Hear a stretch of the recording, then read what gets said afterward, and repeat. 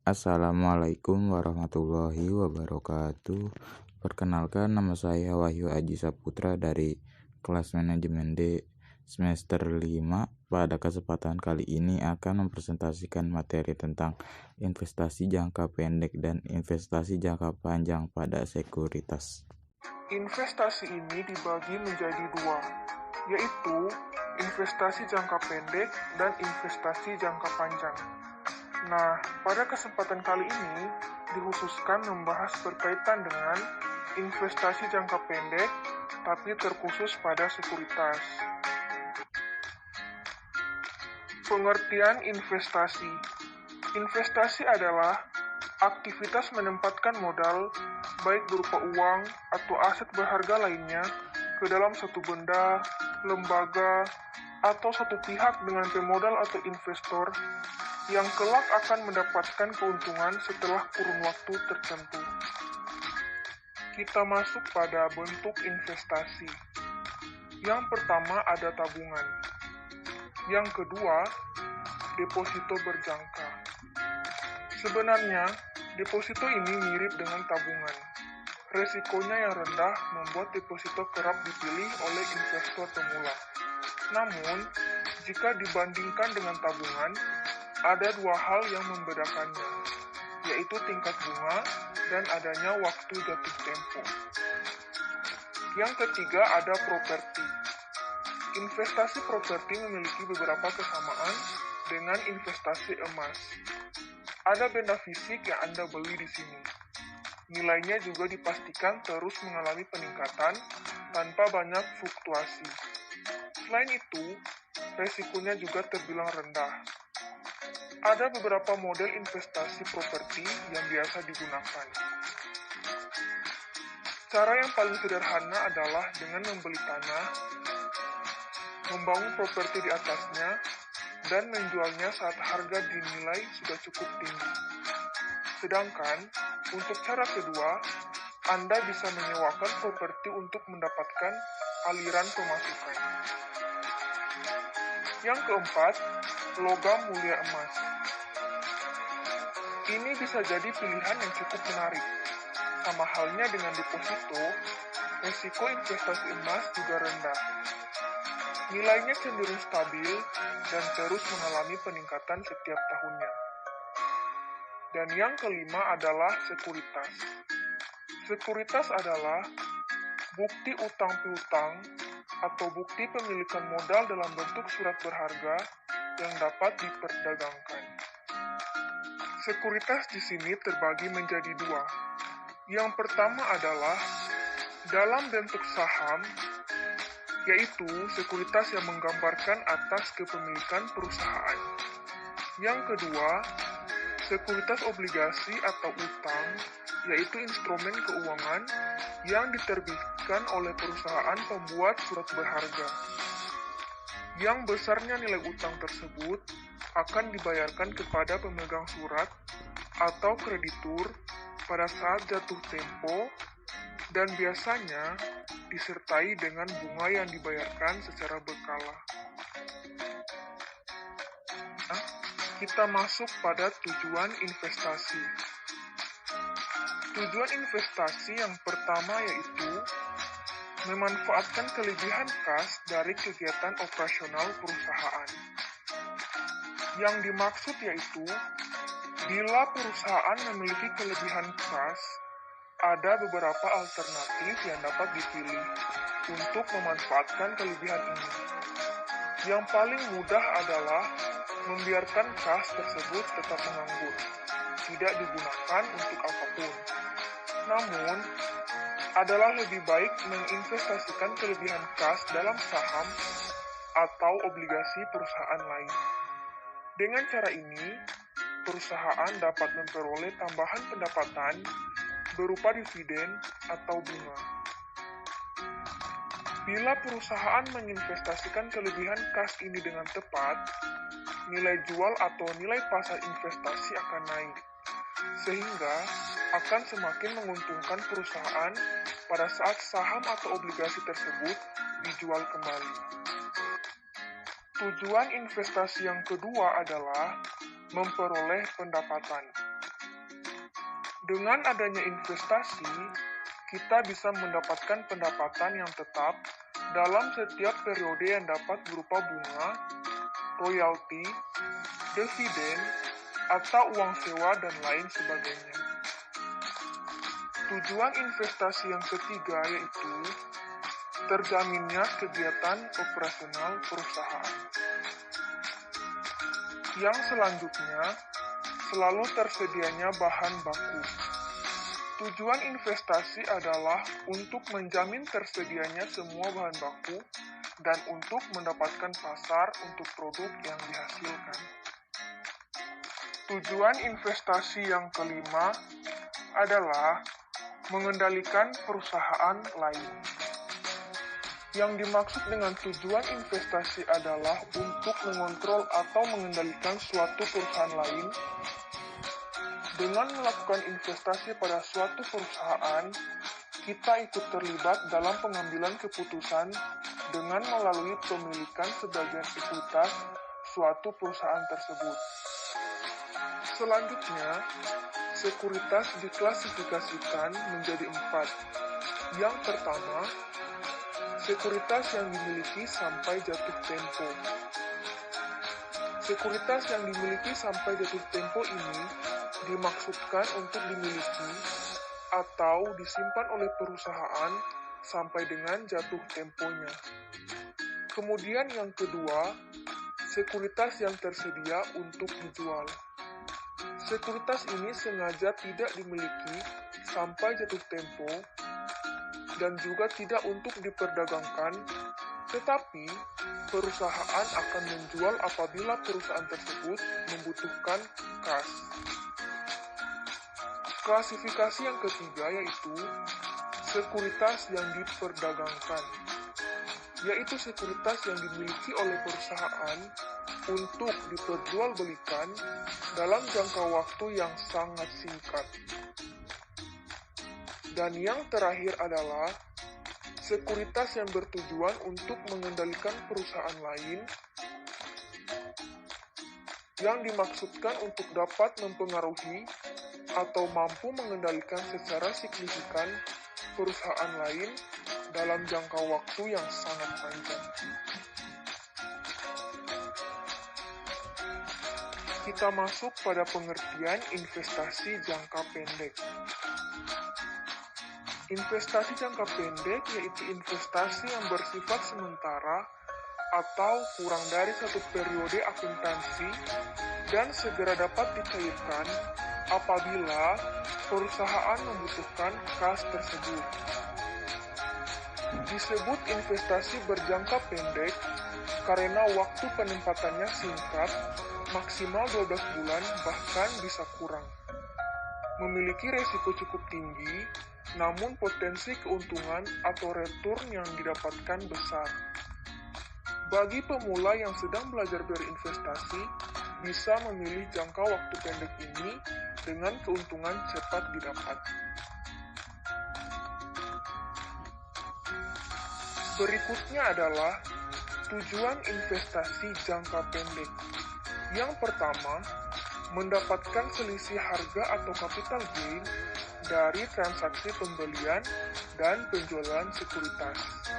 Yang kedua, mendapatkan dividen atas investasi saham dan atau memperoleh bunga atas investasi obligasi. Dan yang ketiga, dijadikan sebagai sumber dana jangka pendek. Tujuan dari investasi jangka pendek tentu saja untuk mendapatkan tambahan uang dari dana yang sudah disetor dalam waktu singkat. Kebutuhan jangka pendek seperti biaya pendidikan, kesehatan, renovasi rumah, membeli barang impian, dan sebagainya umumnya menjadi alasan orang dalam berinvestasi dengan jangka waktu pendek. Kita masuk pada jenis-jenis sekuritas. Yang pertama ada utang. Sekuritas utang adalah bukti kepemilikan utang yang berupa surat berharga yang tergantung dari tenggat waktu jatuh tempo, pembayarannya, atau ciri-ciri lain. Jenis sekuritas ini biasanya meliputi obligasi pemerintah, sertifikat deposito, dan sekuritas yang dijaminkan. Biasanya, jenis sekuritas ini berlaku untuk jangka waktu tertentu, yang kemudian pada akhirnya dapat ditebus. Yang kedua ada ekuitas, misalnya obligasi dan saham. Sekuritas jenis ini merupakan kepemilikan oleh pemegang saham pada suatu entitas, misalnya di perusahaan, yang diperoleh dalam bentuk saham dan mencakup saham biasa dan saham preferen. Para pemegang saham biasanya mendapatkan hak untuk mengendalikan perusahaan lewat hak suara. Sekuritas jangka pendek memiliki karakteristik atau sifat, yaitu sebagai berikut. 1. Mempunyai pasar dan dapat diperjualbelikan secara segera. 2. Dimaksudkan untuk dijual kembali dalam jangka waktu yang sangat singkat apabila perusahaan membutuhkan kas untuk kegiatan operasional. 3. Tidak dimaksudkan untuk menguasai atau mengendalikan perusahaan lain sesuai klasifikasi sekuritas. Nah, kita masuk pada contoh latihan sekuritas obligasi. Pada 1 Mei 2010, PT Kencana membeli 70 lembar obligasi PT Prima dengan nilai nominal Rp4 juta per lembar. Obligasi dibeli dengan kurs 98%, bunga 17%, dan dibayar tiap semester, yaitu 1 Mei dan 1 November. Biaya yang dikeluarkan adalah komisi broker, pajak, dan administrasi senilai Rp1.500.000. Kemudian, pada 1 November 2010, PT Kencana menjual obligasi PT Prima sebanyak 70 lembar dengan harga 115%. Biaya yang dikeluarkan untuk broker, pajak, serta administrasi sebanyak Rp1.650.000. Susunlah jurnal yang diperlukan. Kita akan masuk pada penghitungan biaya perolehan. Harga kurs obligasi 98% dikali dengan 70 lembar obligasi dikali dengan nilai nominal per lembar, yaitu Rp4 juta. Hasilnya akan didapatkan sebesar Rp274.400.000. Ada biaya komisi, pajak, dan administrasi sebesar Rp1.500.000. Biaya perolehan obligasi didapatkan dari harga kurs obligasi ditambahkan dengan biaya komisi, pajak, dan administrasi, yang hasilnya akan kita dapat sebesar Rp275.900.000. Setelah selesai menghitung biaya perolehan, kita masuk pada penghitungan harga penjualan. Harga kurs obligasi 115% dikali dengan 70 lembar obligasi dikali dengan nilai nominal per lembar, yaitu Rp4 juta, akan didapatkan hasil sebesar Rp322 juta. Di sini ada biaya komisi, pajak, dan administrasi sebesar Rp1.650.000. Penjualan bersih didapatkan dari harga kurs obligasi dikurangi dengan biaya komisi, pajak, dan administrasi, yang hasilnya akan didapatkan sebesar Rp320.350.000. Harga perolehannya yaitu sebesar Rp275.900.000. Laba penjualan obligasi didapatkan dari penjualan bersih dikurangi dengan harga perolehan, yang hasilnya akan kita dapatkan yaitu sebesar Rp44.450.000. Setelah selesai menghitung harga penjualan, berikutnya kita akan menghitung pendapatan bunga obligasi. Bagaimana cara menghitung bunga obligasi? Yaitu persentase bunga obligasi dikali dengan jangka waktu, dikali berapa banyaknya lembar, dikali dengan nominal dari obligasi itu sendiri. Bunga obligasi yang ditetapkan adalah sebanyak 17%. Maka, 17% dikali jangka waktunya. 17% itu untuk 1 tahun. Jangka waktunya di sini dari mulai bulan Mei sampai bulan November. Berarti ada 6 bulan. Maka 17% dikali 6 per 12. Karena bunga 17% ini untuk 1 tahun, sedangkan hanya dinikmati untuk 6 bulan, sehingga 17% dikali 6 per 12 dikali banyaknya lembar, 70 lembar obligasi, dikali nominal per lembar, yaitu sebesar 4 juta, sehingga bunga obligasi yang diperoleh senilai Rp23.800.000. Berikutnya, setelah selesai membahas perhitungannya, maka kita masuk pada pencatatan akuntansinya.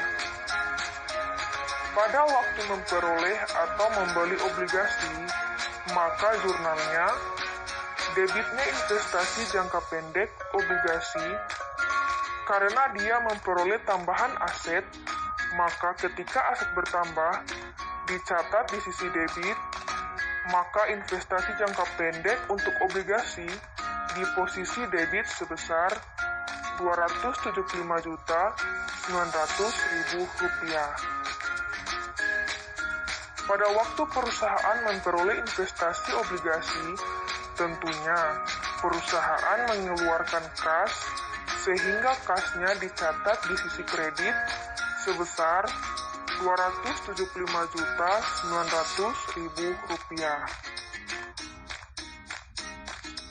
Bagaimana dengan pencatatan pada penjualan? Pada waktu melakukan penjualan obligasi, berapa kas yang diperoleh? Sesuai dengan perhitungan sebelumnya, kas yang diperoleh yaitu sebesar Rp320.350.000. Kas yang diperoleh itu atas investasi jangka pendek obligasi dengan harga perolehan Rp275.900.000, sehingga di sini karena investasi obligasinya dijual, berarti dicatat di sisi kredit senilai harga perolehan. Karena tidak seimbang antara debit dan kredit, berarti ada selisih antara harga penjualan dengan harga pembelian. Karena harga penjualan lebih tinggi daripada harga pembelian, maka diakui sebagai laba penjualan investasi jangka pendek yang dicatat di sisi kredit senilai selisihnya, yaitu Rp44.450.000. Pencatatan atas bunga obligasi yang diperoleh dalam melakukan investasi obligasi. Ketika mendapatkan pendapatan, maka tentunya kasnya bertambah. Maka debitnya kas, kreditnya pendapatan bunga obligasi, yaitu sebesar Rp23.800.000.